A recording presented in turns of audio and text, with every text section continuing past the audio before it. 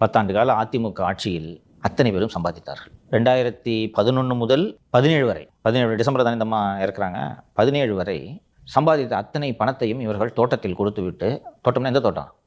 போயஸ் தோட்டம். போயஸ் தோட்டத்தில் கொடுத்துவிட்டு அவர்கள் தருவதை தான் பெற்றுக்கொள்ள வேண்டும். ஸோ அந்த போர்ஷனை விட்டுருவோம்.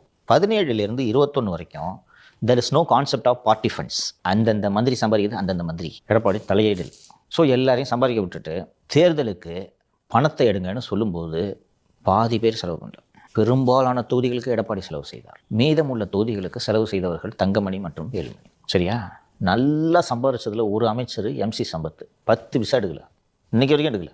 போல வேறு சில அமைச்சர்களும் இருக்கிறார். நல்லா சம்பாரிச்சிட்டு வரும்போது அண்ணே இல்லைண்ணே என்ன பண்ணுவேன் போய் என்ன சொல்ல முடியும்? கட்சிக்காக, கட்சி பணிகளுக்காக எப்போது கேட்டாலும் செலவு செய்யக்கூடியவர் வேலுமணி. எலெக்ஷனுக்கு இவ்வளோ ஃபண்டு வேணும் கேட்டால் கரெக்டாக எடுத்து வச்சுருவார். இது கப்பித்தனமாக பிஹேவ் பண்ணுற புத்தி கிடையாது.